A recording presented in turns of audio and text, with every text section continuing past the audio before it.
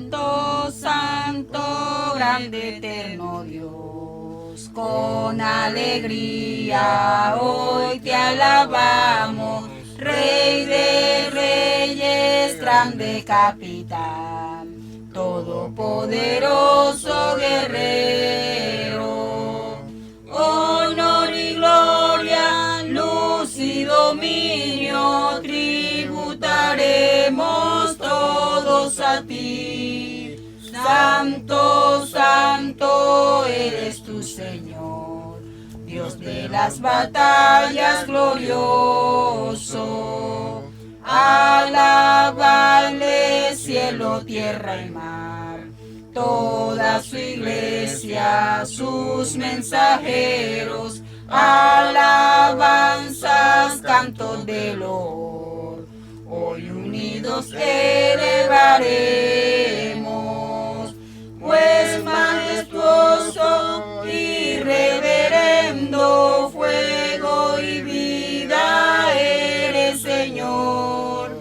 Santo, santo eres tu Señor, Dios de las batallas glorioso, Rey de siglos, solo eterno Dios, veraz y justo, incomprensible, inmortal, autor de todo bien. Eres tú el anciano de días, y para siempre entonaremos el canto eterno de redención. Santo, santo eres tu Señor, Dios de las batallas glorioso.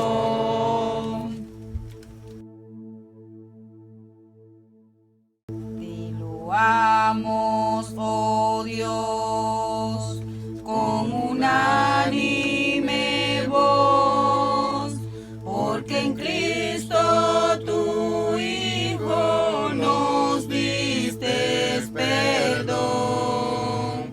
Aleluya, te alabamos, cuán grande es tu amor. Aleluya, te adoramos, bendito Señor.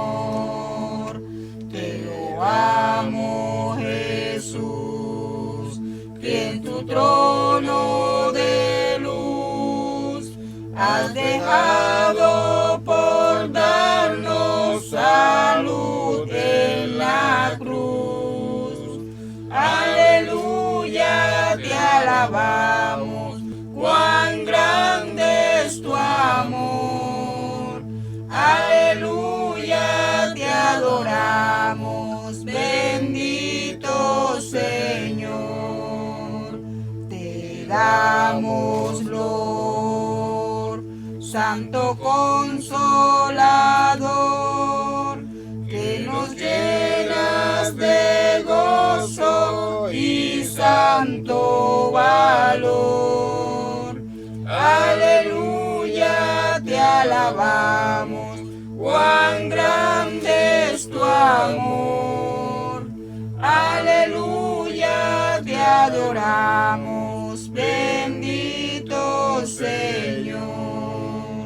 Unidos loa a la gran Trinidad, que es la fuente de gracia, virtud y verdad. Aleluya, te alabamos, cuán grande es tu amor. Aleluya, te adoramos, bendito Señor.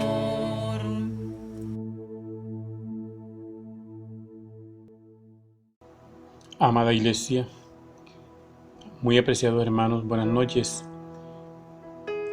Dios continúe bendiciéndonos. El Señor ha sido bueno y ha estado glorificándose en todos y de muchas formas. Hoy lo alabamos, hoy lo adoramos, bendecimos su nombre, porque Él es bueno, porque para siempre es su misericordia. Y en estos tiempos hemos aprendido tal vez a acogernos mucho más a Él, a acercarnos mucho más, a estar atentos a su palabra. Y oramos en esta noche. Padre amado, te damos gracias, Señor. Gracias por la vida, Señor. Gracias por tus cuidados. Gracias, Padre, porque tú estás atento aún a nuestras necesidades y tú nos has suplido.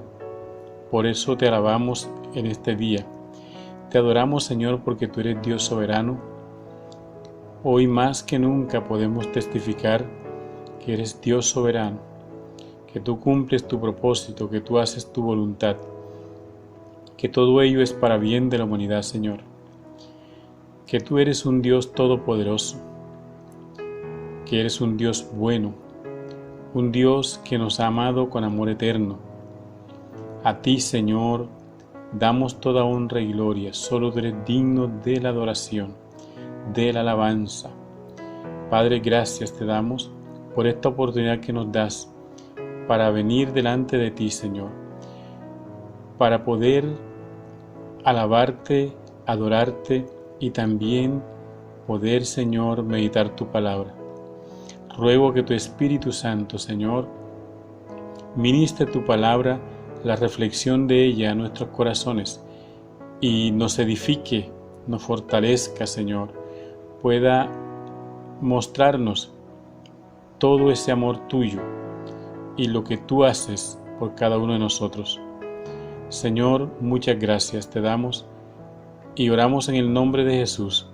Oro, Señor, por cada hermano, por cada hermana que se encuentra conectado, Señor, a través de estos medios por los cuales tú nos permites comunicarnos y que, Señor, en esta noche podamos todos juntos alabarte y adorarte. Señor, oramos por los que están enfermos. Oramos, Señor, para que tú tengas misericordia, para que sanes, Señor, con tu poder a todos aquellos que se encuentran enfermos, Señor. Que tú fortalezcas sus organismos, fortalezcas su cuerpo, los llenes de energía, de vitalidad, Señor. Glorifícate, Señor, con poder en todos, en toda tu iglesia, Señor. Y guárdanos y protégenos en el nombre de Jesús de esta pandemia que está, Señor, en el mundo y que ha venido a traer dolor, muerte, sufrimiento. En el nombre de Jesús te rogamos nos guardes y nos protejas, Señor. Líbranos y también pedimos que seas tú, Señor, con tu poder, quien hagas que esta pandemia pase, que este virus se diluya, que pierda poder, Señor, y que no afecte a tu pueblo. En el nombre de Jesús oramos, Señor, por Montería, oramos por Córdoba, que es un momento muy crítico. Oramos, Señor, para que tú tengas misericordia, perdona tú, Señor, perdónanos a todos y sánanos, Señor, sálvanos, Padre, en el nombre de Jesús. Oramos por Colombia, oramos por nuestros gobernantes, llénalos de sabiduría, Señor, y glorifícate, que tu nombre sea enaltecido y engrandecido. En el nombre de Cristo Jesús oramos, dándote muchas gracias, Señor. Oramos por nuestro pastor Alberto. Señor, dale tú, Señor, a él sabiduría. Dale tú, Señor, palabra para nosotros. Dale, Señor, también salud en el nombre de Jesús. Señor, fortalece su cuerpo. Señor, llénalo de vitalidad también y dale salud. En el nombre de Cristo Jesús rogamos que le guardes y le protejas y a toda la familia. Todos nos unimos, Señor, dándote gracias a ti y orando por nuestro pastor y por la familia para que ellos, Señor, sean bendecidos y tengan salud también. Muchas gracias. En Cristo Jesús. Amén. Bien, iglesia, bienvenidos todos.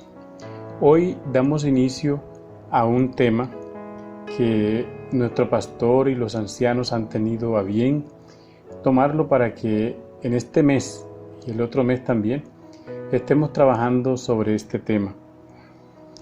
Hay un texto llamado Liderazgo con propósito. Ese libro lo escribió el pastor Rick Warren y es el texto que vamos a tomar como guía para desarrollar los temas sobre un liderazgo con propósito. Así se llama el libro, Liderazgo con propósito. Entonces estamos invitados para que participemos desde hoy en adelante a estar desarrollando esta temática. Hoy vamos a mirar apenas el primer capítulo y vamos a mirar, primeramente les invito a que miremos un breve comentario del libro para que sepan y ojalá todos lo puedan adquirir. No es tan fácil, pero pueden adquirirlo. Un pequeño comentario del libro Liderazgo con propósito para que conozcan algo de él.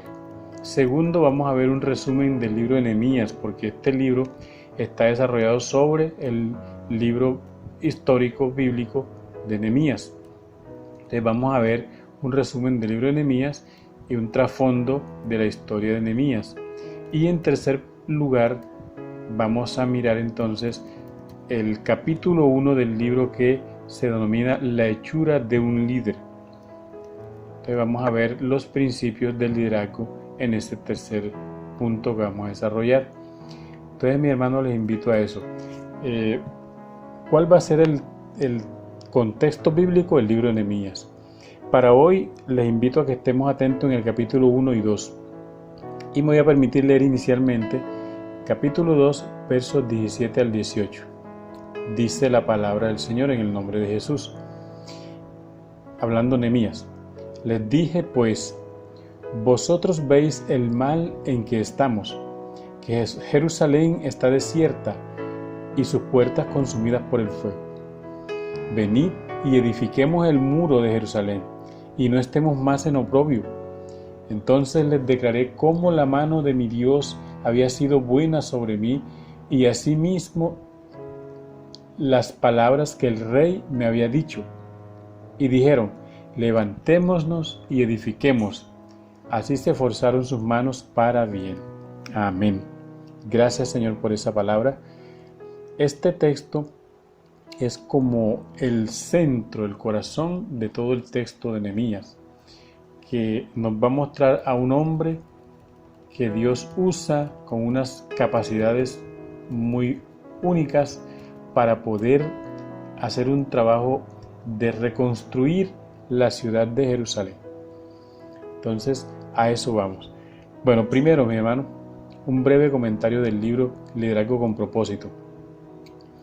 Texto escrito por el pastor Rick Warren, como le había dicho. Está estructurado en 12 capítulos en los cuales examina la vida y ministerio trascendente de Nehemías, uno de los libros históricos de la Biblia. Se construye este libro del pastor Warren, o se constituye mejor, en un material de estudio y consulta para todo cristiano y especialmente para los que ejercen liderazgo y ministerios. Es buen libro. Hay otro libro sobre Nehemías también que se denomina Pásame un ladrillo. Hace rato lo leí, es excelente también. Y en este caso es Liderazgo con propósito. En este libro encontramos importantes puntos de vista y analogías aplicables contemporáneamente acerca de lo que conlleva al éxito en la conducción de personas a través de proyectos difíciles. Entendamos que Nehemías hace un trabajo en un contexto difícil, aunque Dios le facilitó todos los medios, por su gracia, todos los medios para que él lograra este propósito. Estos aprendizajes de principios bíblicos trascendentes pueden adiestrar a los líderes y siervos cristianos para llegar con mayor efectividad y eficacia, con un carácter íntegro, cumpliendo el propósito de Dios para sus vidas. Entonces, es un texto que nos puede servir de guía, mis hermanos, a todos. Nos puede ayudar a comprender mejor el ministerio de un hombre y aquellas cualidades que tuvo como líder para lograr los propósitos que Dios quería a través de él y con el pueblo. Los reconocidos pastores y personas como Marcos Vidal y el pastor Darío Silva, que conocemos, concluyen que el pastor Rick Warren ejerce un liderazgo muy influyente en esta generación, motivando cambios sin precedentes en América Latina, y su libro, Liderazgo con propósito, contiene verdades trascendentes en lenguaje sencillo como una voz de Dios para la sociedad actual, un texto integral, esencial y con soluciones. El texto está organizado en 12 capítulos, que ahí los van a ver en una ficha que les paso. Bien, el segundo punto que quiero que anotemos es resumen del libro de Nehemías. Nehemías, como les dije, es un libro histórico, está en el Antiguo Testamento. El tema de Nehemías es reconstrucción. Reconstrucción. El verso 2:17, capítulo 2, verso 17 dice: vosotros veis el mal en que estamos, que Jerusalén está desierta y sus puertas consumidas por el fuego. Venid, hace una invitación, y edifiquemos el muro de Jerusalén y no estemos más en oprobio. No es que Nehemías fuera un potentado súper rico o que el rey le había dado billones y billones de dinero para hacer una inmensa obra como era la de construir el muro de toda la ciudad de Jerusalén.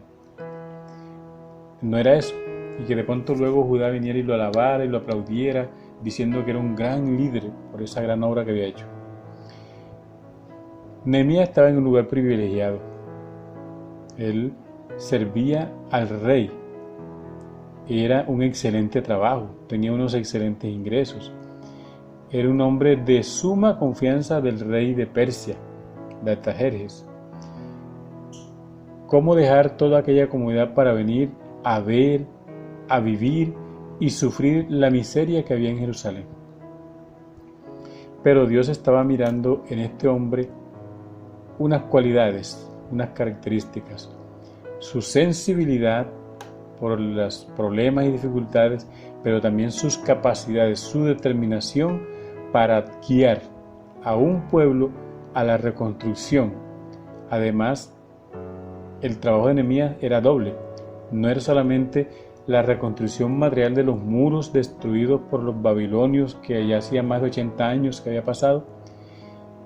También era el instruir al pueblo moral y espiritualmente, pues el pueblo se había hecho pagano al unirse a los pueblos de alrededor. Entonces, la misión que tiene Nehemías es doble.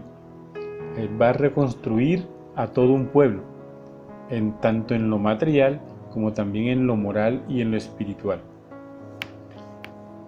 La fecha en que este libro se escribe es en el año 424, hasta el 400 a.C. Si recuerdan, 400 años antes de Cristo hasta Cristo fue un tiempo de silencio, así se llama. No hubo profeta, no hubo voz de Dios. Bueno, Nehemías está ahí en ese final. Es contemporáneo con otras personas. El lugar es en Jerusalén. Ahí fue donde Nehemías escribió este libro. Y lo escribe él mismo, el autor es Nehemías. Y él es contemporáneo con Zorobabel. Cuando él viene, Zorobabel ya está allí. Zorobabel fue quien construye el templo, él reconstruyó el templo. Zorobabel viene en los primeros deportados de Babilonia a Jerusalén, y él reconstruye el templo. También es contemporáneo de Esdras, quien restaura el culto. Igualmente, el profeta Malaquías ejerció su ministerio en esos mismos tiempos de Nehemías, porque recuerden que Malaquías también es un poco antes de 400 años antes de Cristo. Los libros de Esdras, de Nehemías y Esther describen lo que representa para el pueblo de Dios trabajar en lugares donde no se es bien recibido. Son 3 libros que están allí cercanos. Esther, Esdras y Nehemías son contemporáneos. Lo que podemos anotar de Esther es que Esther estaba allá en el reino, no estaba en Jerusalén. En esto se muestra al pueblo de Dios, o sea, en estos libros, en trabajos que van desde la construcción hasta la política, Esther era la esposa del rey. Siempre en ambientes que son abiertamente hostiles frente a los valores y planes de Dios. Eran unos contextos difíciles. Aún así, ellos reciben ayuda en el camino de forma asombrosa por parte de personas incrédulas en las posiciones más altas del poder cívico, del poder político. Claramente, el poder de Dios aflora para el bien de su pueblo en lugares sorprendentes, aunque enfrenten situaciones y decisiones extremadamente difíciles, en lugares también difíciles, ¿cierto? Donde no siempre están todos de acuerdo. Esto nos dice un comentario bíblico. O sea, era cuando Nehemías entra a ejercer su liderazgo y su ministerio, es un contexto bastante difícil. El trasfondo de la historia de Nehemías, ese contexto de la ciudad de Jerusalén fue destruida en el año 586 a.C. Es cuando los babilonios o babilónicos, a mando de Nabucodonosor, destruyeron Jerusalén, cautivaron al pueblo y lo llevaron a Babilonia. Ya Jeremías había profetizado por 40 años que el pueblo iba a ser cautivo si no se arrepentían. Y ellos le dijeron a Nehemías: Nehemías, sigue con tu historia, sigue con tu cuento, que nosotros no vamos a poner atención. Y llegó el tiempo y fueron cautivos. Algunos lograron escaparse y otros quedaron allí. Normalmente la gente que no iba a ser útil no la llevaban, la dejaban allí. Los deportados fueron llevados a Babilonia. Babilonia es lo que hoy es Irak. Esa zona donde hoy es Irak. Fueron llevados por 70 años según lo que Jeremías había profetizado, y así se cumplió. Jeremías duró 40 años predicando y ellos no atendieron. Entonces fueron llevados por Babilonia cautivos. En el año 537 a.C. se le permitió a un primer grupo regresar a Jerusalén. Luego, en el año 516 a.C., se reconstruyó el templo de Jerusalén bajo el liderazgo de Zorobabel, que había venido en esa primera deportación. En el 458 a.C. regresa un segundo grupo a Jerusalén liderado por Esdras. Y ya conocemos el libro de Esdras. Esdras restaura el culto. Nehemías, luego de recibir un informe de un hermano de él sobre los habitantes de Jerusalén, solicita permiso al rey de Persia, que es Artajerjes, y en el año 445 a.C. viaja a Jerusalén con un tercer grupo de judíos a reconstruir los muros de la ciudad. Esto para que conozcamos más o menos la historia. Los judíos habían estado cautivos en Babilonia por 70 años. Finalmente se les permitió regresar a Jerusalén por grupos en 3 ocasiones. Se les permite reconstruir el templo, pero la ciudad continuaba en ruinas y sin muros de protección, lo que acarreaba grandes problemas y también peligros. Estaban descubiertos. Los habitantes estaban totalmente indefensos. Para los pueblos de la época, una ciudad sin muros era vulnerable, pues a cualquier ataque estaba indefensa. Cuando un ejército entraba y tomaba cautivo a una ciudad, destruían sus muros como símbolo de derrota y desamparo. Era una deshonra para el pueblo de Dios. ¿Qué indicaba esto? Dios los ha abandonado. Y eso creían muchos. Los mismos judíos creían que estaban abandonados por Dios. Bueno, haber llegado a esta condición fue producto de haber dejado a Dios. Jeremías les predicó mucho. Ellos no quisieron aceptar el mensaje y llegaron a la cautividad. Ahora están en una condición paupérrima, una condición bastante miserable. Cuando nos alejamos de Dios, salimos de su cobertura. El enemigo viene y me destruye. Quedo indefenso, destruido, con la moral en el suelo, derrotado, desalentado y deprimido. Esta era la condición del pueblo. Así estaba el pueblo. Es cuando aparece entonces en escena Nehemías. En un momento de crisis, Dios envía un Salvador, alguien que entenderá la situación y liderará el proceso para la restauración. Dice el capítulo 2, verso 1. El capítulo 1. Palabras de Nehemías, hijo de Acalías. Aconteció en el mes de Quisleu, en el año 20, estando yo en Susa, capital del reino, que vino Ananí, uno de mis hermanos, con algunos varones de Judá, y les pregunté por los judíos que habían escapado, que habían quedado de la cautividad, y por Jerusalén, y me dijeron: el remanente, los que quedaron de la cautividad, allí en la provincia, están en gran mal y afrenta, y el muro de Jerusalén derribado, y sus puertas quemadas al fuego. Cuando oí estas palabras, me senté y lloré, e hice duelo por algunos días, y ayuné y oré delante del Dios de los cielos. Ese es el capítulo 1, los primeros versos. El libro de Nehemías está escrito como un diario. El autor es él y él escribe su historia en sus propias palabras. Al conocer Nehemías la situación de calamidad del pueblo, solicitó permiso al rey. Este era un hombre no creyente, era un hombre pagano, y solicita un permiso para volver a Jerusalén y reconstruir sus muros para su seguridad.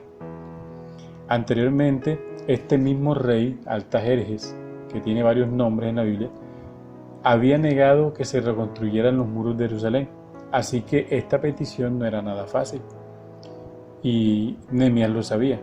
Por eso él, cuando solicitó esto, lo hizo con mucho temor. Susa era como el lugar veraniego del rey. No era la capital del reino, aunque ahí dice capital del reino, no era solamente la capital, sino como el lugar donde el rey veraneaba, pasaba sus vacaciones, sus tiempos. Pero era un lugar prominente, un lugar muy reconocido. Entonces, este rey Artajerjes en el Antiguo Testamento se menciona con 3 nombres diferentes. Uno es Artajerjes, que se menciona aquí, que significa gran rey. Otro es Azaras o Azaras, padre venerable. Y en Daniel se le llama Darío el Medo. Eso indica que este hombre era un hombre de consideración. Era un hombre muy considerado, venerado, respetado. Nehemías era el copero del rey, y él lo dice, que él servía el vino al rey. Pero este no era cualquier trabajo, tal vez el segundo cargo en importancia en el reino. Era el hombre de confianza del rey, como si fuera el primer ministro y agente personal de seguridad, la persona en quien más confiaba el rey. Bueno, Dios tiene sus maneras de poner a sus hijos, a su gente, en la posición necesaria y en el momento preciso. Nehemías en su cargo tenía que ser totalmente digno de confianza, pues Artajerjes le había confiado su vida. Eran tiempos peligrosos. Nehemías debía probar primero el vino para evitar un envenenamiento del rey. Entonces, era una persona de mucha confianza. Ananí, que nombra el pasaje, era hermano de Nehemías. Ha regresado de un largo viaje a Jerusalén, que eran más de 1500 kilómetros, de tal vez unos 2 meses de viaje. Nehemías se le solicita informe. ¿Qué noticias me tienes de mi pueblo? Y parafraseando lo que dijo el hermano Nehemías, Ananías, diría: solo son malas noticias. El pueblo está deprimido, nuestros parientes están desalentados y los muros de la ciudad siguen en el suelo. Reconstruyeron el templo, pero la ciudad está en total ruinas. Dice el verso 4, cuando oí estas palabras me senté y lloré, dice Nehemías, e hice duelo por algunos días y ayuné y oré delante del Dios de los cielos. Nehemías entristece y siente vergüenza por el pueblo. Lloró, oró y ayunó durante 4 meses. Entre el mes de Quisleu y el mes de Nisán hay unos 4 meses. Y es el tiempo que dura Nehemías orando y ayunando y llorando delante de Dios por el pueblo. No fue 1 hora. Nosotros a veces oramos 1 horita y es mucho. Este era un hombre de oración y Dios lo sabía. ¿Por qué escogió Dios a Nehemías como líder? ¿Qué cualidades tenía Nehemías? Nehemías era un hombre sensible ante las necesidades que veía a su alrededor. Un líder debe ser sensible ante las personas que lo rodean, ante las situaciones. En segundo lugar, Nehemías era digno de confianza. El rey le había encomendado su seguridad personal, a la vida. Y la palabra dice, quien es honrado en lo poco, también lo será en lo mucho, quien es fiel. Y lo tercero es que Nehemías era un hombre dispuesto, un hombre que tenía carácter, tenía el mejor cargo y comodidad, decidió dejar eso e ir a construir los muros en medio de una situación lamentable. Dios lo escoge por su sensibilidad, por ser confiable y por su carácter. Dios no busca las capacidades de un líder. Dios busca cualidades como la sensibilidad, la credibilidad, el carácter, la confiabilidad y determinación de una persona. Dios puede usar tus capacidades cuando las sujetas a su voluntad. Sí, todos tenemos capacidades, mi hermano. Dios nos ha creado con muchas potencialidades y nosotros las podemos usar porque Dios nos las dio. Pero cuando ellas son efectivas es cuando las hemos sujetado a Él. Dios puede estar viendo en nosotros ¿se puede confiar en ti? ¿Tienes carácter? ¿Estás en crecimiento en tu carácter? ¿Eres sensible a la gente, a las situaciones? ¿Eres digno de confianza? ¿Puede Dios apoyarse en ti? ¿Estás dispuesto? ¿Estás consciente de las necesidades que tienen los miembros de tu familia, tus amigos, tus compañeros? ¿Estás consciente de las necesidades de tus hermanos en la fe de la iglesia? ¿Qué te rompe el corazón? ¿Qué te parte el corazón?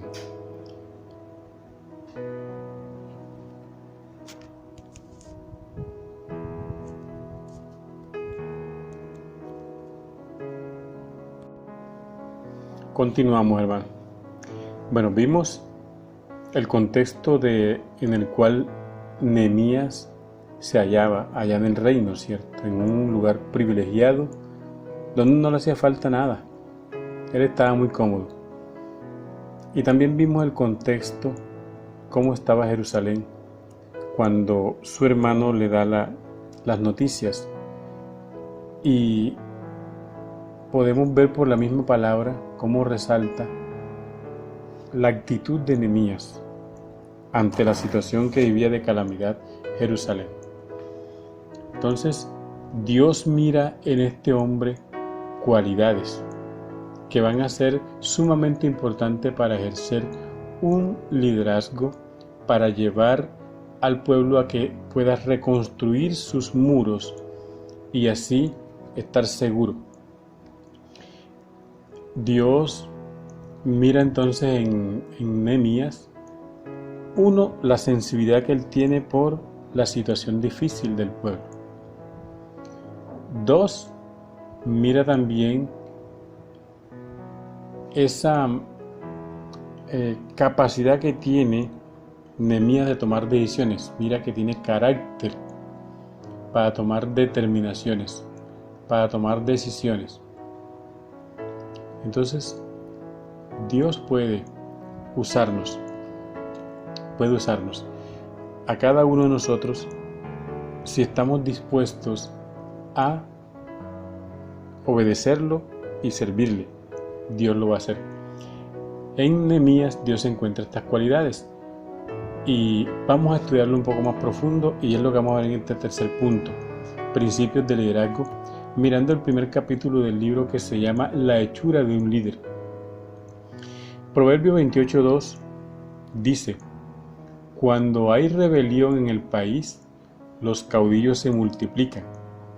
Cuando el gobernante es entendido, se mantiene el orden. A esa segunda parte quiero enfatizar. Cuando el gobernante es entendido, se mantiene el orden. Podemos cambiar el término gobernante por líder. Cuando el líder es entendido, se mantiene el orden. El líder es aquella persona que siempre estará guiando a un grupo. Necesitamos líderes buenos y fuertes. Lamentablemente en nuestros tiempos los líderes se han corrompido. Eso lo vemos en los altos niveles del gobierno, en las instituciones, en las empresas, en las organizaciones sociales, en las cívicas, aún en las religiosas. Vemos alrededor los devastadores resultados de las acciones de un mal liderazgo. Colombia está pasando por una situación muy crítica y la corrupción ha permeado toda instancia, toda organización, aún las privadas, y aún esos malos hábitos que se han aprendido o esos mal uso de las habilidades de liderazgo que se han aprendido han permeado hasta las instituciones religiosas. Dice entonces el texto: cuando el gobernante es entendido, se mantiene el orden. El proverbio nos habla de un gobernante sabio que por su liderazgo logra mantener el orden. Las naciones, las familias, las empresas, las instituciones, las iglesias son fuertes y se mantienen cuando hay un liderazgo bueno, cuando hay un líder entendido, cuando hay un líder sabio. Existen cientos de libros, se dictan talleres, cientos de talleres, seminarios y cátedras para un liderazgo de excelencia. Tenemos motivadores grandes, conocemos varios de ellos, para que haya un liderazgo de excelencia, efectivo, que logre objetivos. Y esto no es nuevo, esto lo ha habido siempre. En nuestros tiempos tal vez ha tenido más auge. ¿Cuáles son los resultados? Bueno, la historia nos lo muestra. ¿Qué está pasando? ¿De qué ha servido, cierto? En la palabra, en la Biblia, encontramos que hace unos 4.000 años atrás, sí, desde que se narra la historia ya de Abraham, aún un poco antes, encontramos ejemplos y principios de liderazgo efectivo que Dios nos los muestra, nos deja esos ejemplos. Nehemías ya vivió en el año 450 promedio antes de Cristo. Estamos hablando de 2500 años atrás. Y en este libro que lleva su nombre, vemos la inspiración para evidenciar los elementos para el ejercicio de un liderazgo de excelencia. Una necesidad que para la humanidad de hoy es fundamental. Veamos. El primer capítulo nos muestra entonces varios ítems. El primero dice, nada sucede hasta que alguien proporciona el liderazgo. Bueno, eso es una verdad totalmente real. Hablando en términos seculares, también es una verdad. Para alcanzar propósitos en cualquier ámbito de la vida del ser humano, es necesario que alguien tenga la idea, el sueño, la visión, y además inicie y dé un primer paso, sea en lo profesional, en lo económico, en lo empresarial, en servicio, en ministerio, etc. Alguien debe dar el primer paso, alguien debe tener la idea. Eso es liderazgo. Alguien debe proporcionar ese primer paso de liderazgo. Luego entonces habrá los seguidores. Según el tipo de liderazgo, se puede edificar o se puede destruir. En la historia de la humanidad y la historia bíblica, y actualmente en nuestro tiempo, los problemas de la sociedad se deben a falta de un liderazgo competente. El libro de los jueces, el libro en la Biblia, nos muestra que el pueblo, de acuerdo al liderazgo que tenía en determinado momento, un día estaban bien y el siguiente día estaban mal. El último versículo del libro de los jueces dice, en aquella época no había rey en Israel, cada uno hacía lo que le parecía. Había una anarquía total. Eso no está lejos de nuestros tiempos. Los grupos rebeldes en Colombia quieren eso, que no haya instituciones, no haya gobierno, para ellos crear un estado anárquico donde todo el mundo haga lo que le parezca. Eso no es voluntad de Dios. Segundo, liderazgo es influencia. El líder se reconoce es por su influencia en los demás, para bien o para mal. Si vemos, por ejemplo, en el salón de clase, nos quedamos 5 minutos y vamos a encontrar que hay alguien a quien los demás siguen. Ese es el líder. O en el grupo de jóvenes que se reúnen, rápidamente identificamos quién está liderando. En cualquier grupo que nosotros podamos llegar, observamos unos minutos y sabemos quién es el líder. Y a veces no es el presidente o no es el que está nombrado, sino aquella persona que tiene la capacidad para que otros lo sigan. El apóstol Pablo sabía que se había convertido él en líder, un modelo para los demás creyentes. Entendía que Timoteo era uno de los que lo admiraba y quería que mientras los seguía él, entendiera que él estaba también influenciando a otros. Por eso le dijo en 1 Timoteo 4:12 que nadie te menosprecie por ser joven. Al contrario, que los creyentes vean en ti un ejemplo a seguir. Que los creyentes vean en ti un ejemplo a seguir. Todos aquellos que están a tu alrededor vean un ejemplo en ti y entonces te puedan seguir. El liderazgo no es cuestión de edad. Todos ejercemos liderazgo en algún aspecto. Cada vez que influenciamos o que influimos en alguien, ahí estamos ejerciendo liderazgo. La pregunta es, ¿eres un buen líder? La Biblia nos definiría a un líder como, no es que esté escrito así, pero si de pronto analizamos el contexto bíblico, podríamos decir que es alguien que tiene capacidades dadas por Dios y la responsabilidad de influir sobre un grupo de creyentes con el fin de que se realicen los propósitos de Dios para ese grupo. Y podríamos referirnos al grupo de jóvenes, al grupo de caballeros, al grupo de damas, a la iglesia.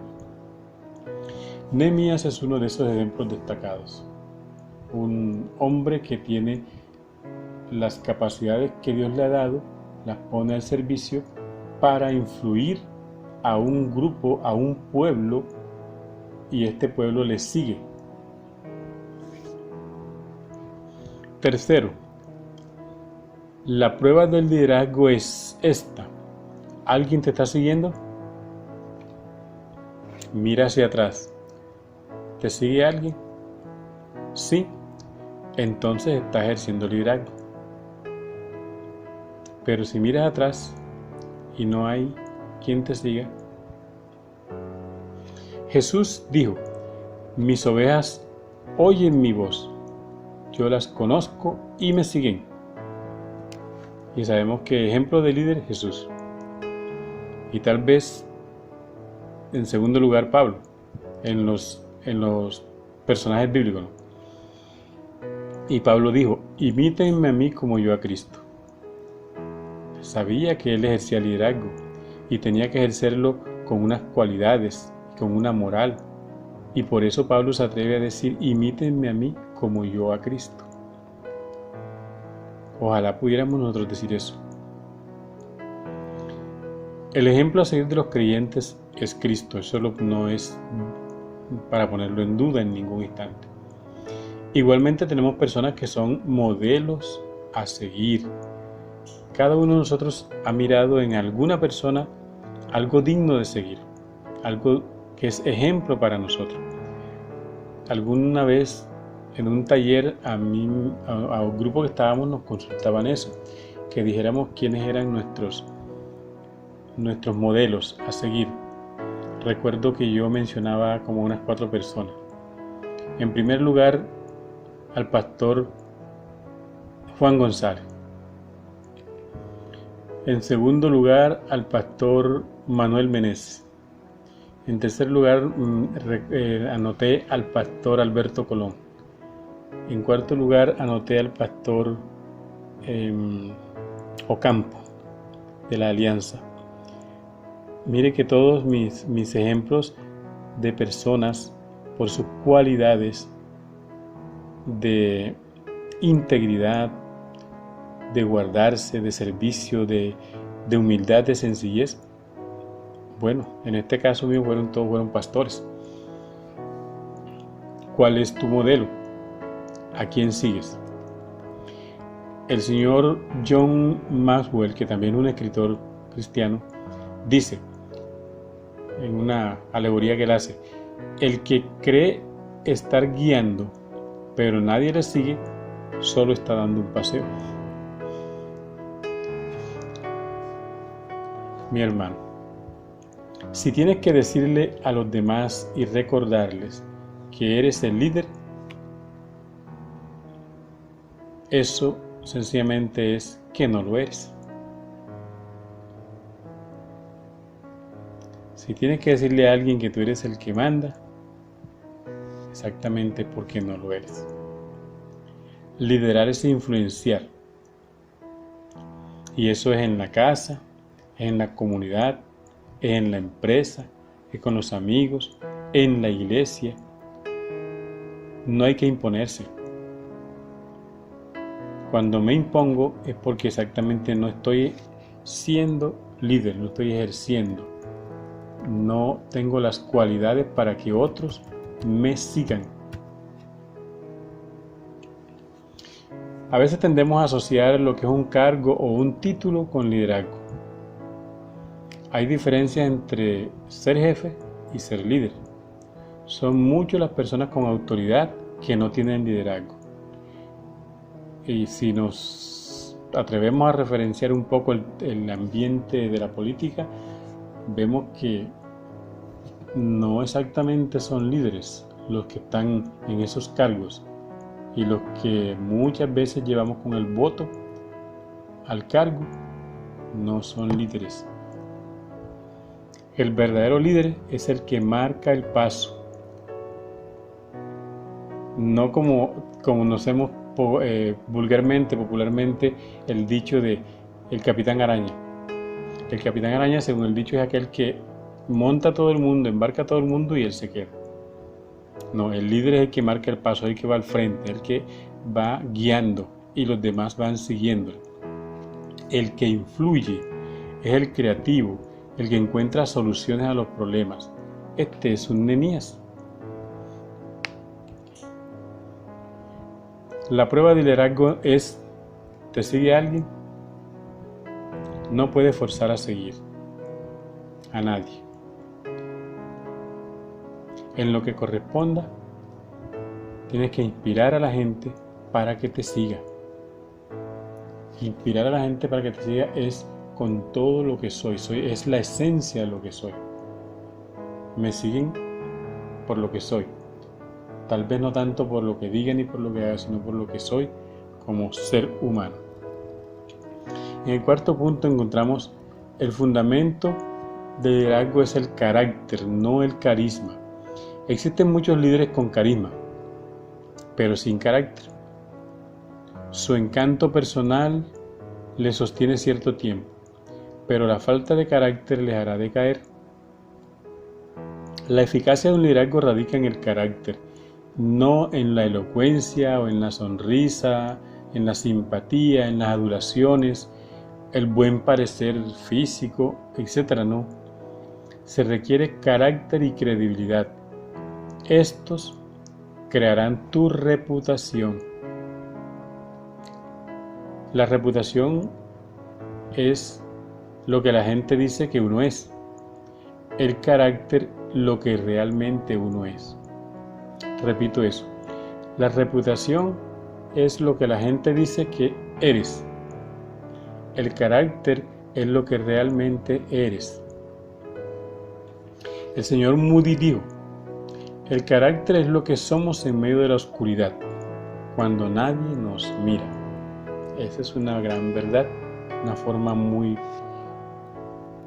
propia de decirlo. El apóstol Pablo, a través de sus cartas, nos va a aconsejar y a enseñar en qué radica el carácter del cristiano. En varias cartas, o casi en todas las cartas, Pablo apunta a eso, al carácter cristiano.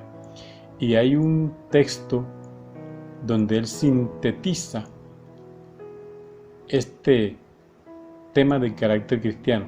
Gálatas 5, 22 y 23.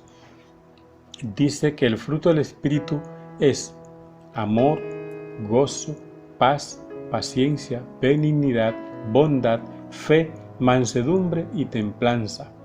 Termina diciendo: contra tales cosas no hay ley. O sea, estas cualidades del fruto del Espíritu Santo están más allá de la ley. No hay ley que la sujete. ¿Por qué? Este es el carácter que hace perfecto a la persona. Además, es el carácter de Cristo en el creyente. Es el carácter de Cristo en mí.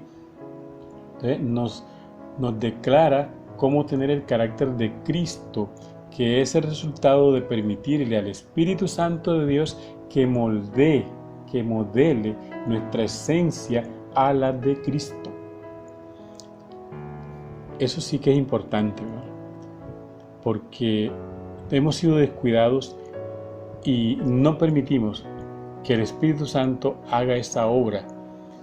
Y es que solamente con analizar las 9 formas en que se va a evidenciar ese carácter en mi vida, voy a encontrar mis falencias y lo que no he permitido que Dios obre en mí. Y repitamos: amor, y me evalúo inmediatamente; gozo, paz, paciencia, benignidad, a la calidad de ser bueno; bondad, de servir, ¿cierto? Fe, mansedumbre y templanza. De no permitir que el Espíritu Santo transforme nuestra esencia humana, que mi esencia humana está viciada, es imperfecta, está corrompida. Yo tengo que permitir que el Espíritu, ahora que ya he creído en Cristo, que estoy en Cristo, tengo que permitir que el Espíritu haga esa obra en mí y me transforme en mi esencia, la convierta a Cristo y sea semejante a Cristo. Si no permitimos eso, seguimos defectuosos. Entonces nuestra vida es un conflicto. Vivimos de emociones instantáneas, sujetos a nuestro temperamento.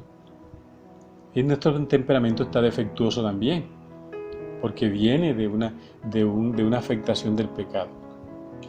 Pero cuando permitimos a Cristo que por su Espíritu Santo transforme nuestra esencia imperfecta por el pecado, no importa el temperamento que tenga, no importa el carácter que haya formado, el carácter que yo tenga, ¿sí? No importa eso. Él formará el carácter que necesito para servirle. El Espíritu Santo reconstruye la personalidad que necesito para servir a Dios. El apóstol Pablo era colérico y el Señor lo llamó, lo transformó y fue un hombre de los más sumisos a Dios. El apóstol Pedro era sanguíneo, más reactivo aún. Por eso fue que sacó la espada y cortó la oreja de aquel soldado. Era un hombre que reaccionaba instintualmente, no pensaba. Y el Señor lo transforma y sabemos el ministerio de este hombre. Moisés era un hombre melancólico, era calmado, ¿sí? Y Abraham era flemático. El flemático se dice que le puede caer el techo encima y él está quieto, no se inmuta. Y Dios los usa y hace grandes obras a través de ellos. O sea, que Dios puede transformar. Algún momento con una persona discutí un tema. Ella decía, no, es que yo soy así. Una persona cristiana. Yo soy así. Yo particularmente dije, no eres así. O sea, porque siempre he creído que si yo estoy en Cristo, nueva criatura soy. Las cosas viejas pasaron, soy una nueva criatura, ¿cierto? Entonces, yo lo que tengo es que dejar que el Espíritu Santo trabaje en mi esencia, me transforme y construya el carácter de Cristo en mí para yo ser semejante a Cristo. Eso necesitamos todos. Todos tenemos capacidades, pero en nuestra humanidad esas capacidades, aunque son muy buenas, no alcanzan los resultados positivos que Dios quiere. Yo tengo que permitir que Cristo a través de su Espíritu haga la obra en mí, entonces perfeccionará la obra y lo que yo haga será también bueno, será perfecto. ¿Sí me hago entender en eso, mi hermano? Cada uno de nosotros es único. Pablo era único, Pedro era único, Moisés, Abraham, personalidades y carácter, temperamentos únicos, ¿sí? Todos nosotros somos únicos, distintos a los demás. Ahí está la gran capacidad de creatividad de Dios, que de todos los seres humanos ninguno ha sido igual. Y Dios los usó a todos en grandes misiones. El liderazgo no es una cuestión de personalidad, de temperamento, de conocimiento, de título, de cargo, de imposición, menos de acomodarme a intereses o conveniencias. Para ejercer liderazgo necesitas carácter. Ese se logra por la obra de Cristo mediante su Espíritu Santo que transforma tu esencia. Y la palabra del Evangelio de Cristo que nos estructura con principios y valores del reino de Dios. Eso es lo que necesitamos. 3 grandes características fundamentales del buen líder o de los buenos líderes. Hebreos 13:7. Puedes leerlo. Primera, ¿tienes un mensaje digno de recordar? Dice Hebreos, recordad a vuestros guías, los que os comunican la palabra de Dios. Considerad atentamente cuáles hayan sido los resultados de su conducta hasta su muerte, e imitad su fe. Mire esa palabra. Entonces, ¿tienes un mensaje digno de recordar? Cuando tú hablas, cuando tú predicas, cuando tú enseñas, lo que dice tu actuar diario, ¿tienes un mensaje digno de recordar? Segundo, ¿tienes un estilo de vida digno de considerar? O sea, que otros puedan valorar y decir, este es un legado para mí, este es un ejemplo? Considerad atentamente cuáles hayan sido los resultados de su conducta, dice Hebreos. O sea, la congruencia entre el mensaje y la conducta. Lo que digo, lo que predico y lo que hago. Y tercero, ¿tienes una fe digna de imitar? La última parte del verso dice, imitar su fe. ¿Cuál es el mensaje de tu vida? ¿Qué quiere decir Dios al mundo por medio de ti? Si quieres ser un buen líder, necesitas desarrollar un mensaje digno de ser recordado, llevar un estilo de vida digno de ser considerado y tener una fe digna de ser imitada. Eso es lo que nos diría Hebreos. El quinto punto dice, ¿se puede aprender a ser líder? Mi hermano, todos tenemos el potencial de llegar a ser líderes, a influenciar a otros. En el contexto cristiano, a todos Dios nos dio habilidades, talentos, dones y ministerios para servirle en el cumplimiento de la gran comisión y en la edificación de la iglesia. Aquí en la tierra, eso es aquí. Para lograrlo, debemos permitir que Cristo, a través del Espíritu Santo, transforme toda nuestra vida, nuestra esencia, a la imagen de Él.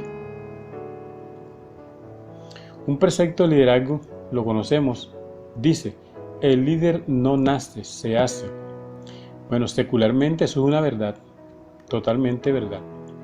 Nosotros los cristianos debemos tener en cuenta, además de eso, que Dios nos creó con potencial para desarrollar conocimiento y habilidades que Él mismo colocó en nosotros. Todos podemos desarrollar liderazgo en algún campo y en alguna medida. Esa es una verdad. Siempre he tenido en cuenta un término en el texto bíblico, en Génesis, capítulo 1, verso 28. Quiero hacer un paréntesis aquí para irme un momento allí. Cuando Dios ordenó al hombre que sojuzgara la tierra, dice Génesis 1:28, y los bendijo Dios y les dijo, fructificad, es una orden, ¿cierto? Un imperativo, multiplicaos, una segunda, llenad la tierra, tercera y cuarta, y sojuzgadla. O sea, fructifica, multiplica, trabaja, produce, multiplícate, llena la tierra, para que la sojuzgue. Y dice, y señoread en los peces del mar, o sea, en las aguas, en las aves de los cielos, el espacio, y en todas las bestias que se arrastran en la tierra, o sea, cielo, tierra y mar. Le está indicando al hombre que desarrolle todo el potencial que ha colocado en él para que tenga capacidad de dominio sobre la creación. Si yo lo quisiera parafrasear, podría decir lo siguiente, el texto. Desarrolla el potencial del conocimiento que te doy para que adquieras inteligencia y tengas la capacidad de administrar la creación con sabiduría, logrando un equilibrio y bienestar efectivo en todo. Así podrás ejercer soberanía en toda la creación y especies. Esto es lo que indicaría esa palabra sojuzgat en el hebreo. Entonces todos tenemos el potencial porque Dios lo ha dado. Todos tenemos ese potencial de llegar a ejercer liderazgo. Filipenses 4:9 dice, pongan en práctica lo que de mí han aprendido, recibido y oído, y lo que han visto en mí, y el Dios de paz estará con ustedes. Y ese texto tiene referencia con Tito capítulo 2, los primeros 8 versos. El líder se va formando en la medida de su praxis, de su práctica, sin desconocer que por naturaleza, carácter, personalidad y temperamento hay personas que evidencian características de liderazgo, mas necesitan ser formados. Es cierto, algunos nacen con unas características. Todos tenemos potencialidades, ¿cierto? Unos por el temperamento, por su carácter, evidencian más, sobresalen más, pero todos tenemos las capacidades. Jesús en su ministerio terrenal le dio prioridad a la formación de sus discípulos Dentro de muchos escogió a 12 de ellos nomás. Designó apenas a 12, a quienes nombró apóstoles, para que lo acompañaran y para enviarlos a predicar, ¿cierto? Además de su ministerio público de predicar, enseñar y sanar, ejercía también un ministerio privado del Señor, donde Él adiestraba a sus discípulos. El discípulo necesita adiestramiento. Necesitamos prepararnos y desarrollar ese potencial que Dios ha puesto en nosotros para poder servirle como Él quiere, para hacerlo bien. ¿Cómo aplicar esos principios? ¿Cómo debe ser un líder para el Señor? 4 o 5 cositas y termino con esto, mi hermano. Comunión. El cristiano no puede sobrevivir solo. Necesitamos estar unidos con Cristo y con los demás. Encontrarnos en los propósitos para prosperar en la misión. Comunión. Separado de mí, nada podéis hacer. Discipulado. Segundo, aprender a ser un líder efectivo requiere aprender a ser más como Cristo. O sea, yo necesito ser discípulo de Cristo, necesito tomar el ejemplo de Cristo para yo poder ser efectivo también. Tercero, ministerio. Donde quiera que interactuemos como cuerpo de Cristo, como iglesia, de alguna manera estamos ministrando a unos u a otros. Eso es ministerio. Debo ser consciente que tengo un ministerio. Cuarto, evangelismo. Influenciando a otros para Cristo. Esa es la gran comisión. Cumpliendo nuestra misión, haciendo la voluntad de Dios, la voluntad de Cristo. Mateo 28, donde nos comisiona. Eso es evangelismo. Y quinto, adoración. Al adorar a Dios, aprendemos más acerca de lo que Él es y también de su voluntad. Mi amado hermano, espero que esto, que ha sido un poco extenso, porque para poder tener todo el sentir, el propósito del primer capítulo, se nos hizo un extenso, pero espero que este material que hoy comenzamos a desarrollar nos ayude a crecer en nuestro ministerio, allí en lo que yo ejerzo. El libro habla de liderazgo, ¿cierto? Nosotros acá en nuestra iglesia sabemos que hablamos mucho más de ser siervos. Eso es el equiparable a lo que dice el doctor Warren aquí. El liderazgo en su libro es el siervo que sirve al Señor, ¿cierto? Entonces, eso somos nosotros. Allí debemos ejercer ese liderazgo y poder guiar a aquellos que Dios ha puesto bajo nuestro liderazgo a Él, llevarlo a Él. Padre, te doy gracias, Señor, por este tiempo que nos has dado para meditar tu palabra, Señor, con base en este texto que hoy comenzamos a desarrollar. Ruego que tu Espíritu Santo, Señor, esté ministrando esta palabra y su reflexión, Señor, para edificación de cada uno de nosotros y de tu iglesia. Padre, necesitamos de tu palabra, necesitamos que tu Espíritu Santo nos la enseñe, nos redarguya, nos exhorte, nos corrija y nos lleve a toda verdad. Enséñanos, Señor. Muchas gracias. Bendecimos a toda la iglesia, oramos por todos y rogamos a ti, Señor, tu protección, tu bendición, tu provisión, Señor, en el nombre de Jesús, tu Hijo amado. Amén.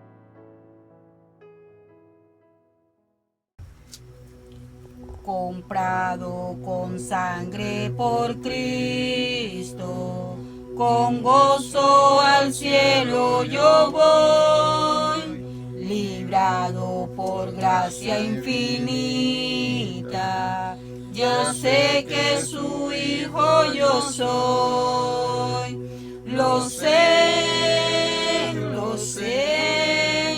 comprado con sangre yo soy, lo sé, con Cristo al cielo yo voy, soy libre de pena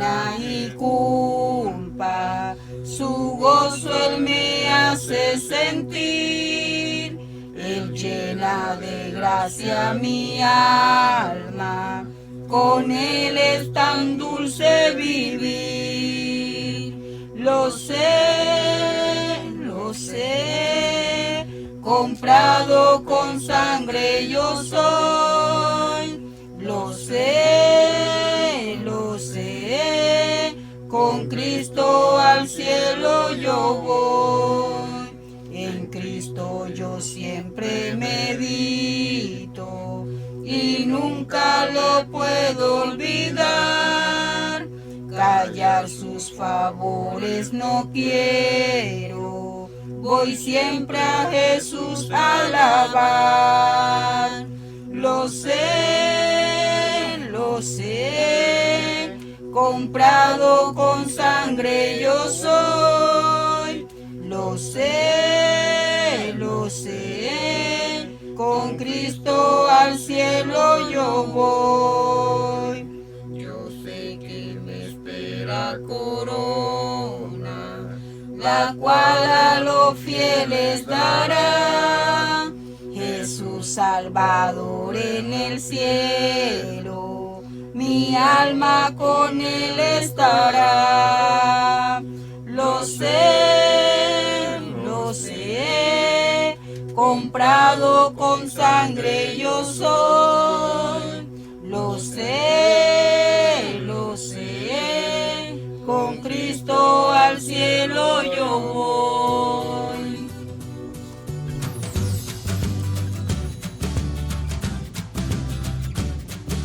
Hola queridos hermanos, Dios continúe bendiciendo tu vida. Es importante para la Iglesia Templo Santo estar en contacto contigo y por eso queremos darte los siguientes anuncios. Primero, te invitamos a que te suscribas a nuestras cuentas digitales para que estés en sintonía con nosotros y estés atento a nuestras transmisiones semanales y también sobre nuestros anuncios importantes. Para eso brevemente te explicaremos cómo acceder a ellas. En nuestra cuenta de Facebook, envíanos la solicitud de amistad y dale me gusta a nuestra cuenta de fanpage que sale @Iglesia Templo Santo. En nuestra cuenta de YouTube, suscríbete y activa la campanita de notificaciones para que estés en sintonía con nosotros. Para agregarte a nuestro grupo de WhatsApp, dirígete a la cuenta de fanpage y dale en el botón WhatsApp y escríbenos. Te invitamos a que te conectes con nosotros los días de semana y los fines de semana para que compartas con tu familia palabra del Señor. Para esto tenemos un cronograma. Los días martes tenemos el estudio bíblico en casa 7 p.m. Los días miércoles tenemos el club de amigos en casa a las 7 p.m. Los días jueves en la mañana tenemos nuestro ayuno familiar en casa a las 9 de la mañana. Los días jueves tenemos nuestra reunión familiar en casa a las 7 p.m. Los días sábados tenemos nuestro culto juvenil familiar en casa y los días domingos tenemos nuestra celebración dominical en casa a las 8 de la mañana. Únete a nuestro donatón de alimentos para ayudar a los más necesitados. Para mayor información, escríbenos o llámanos a los números que aparecerán en pantalla.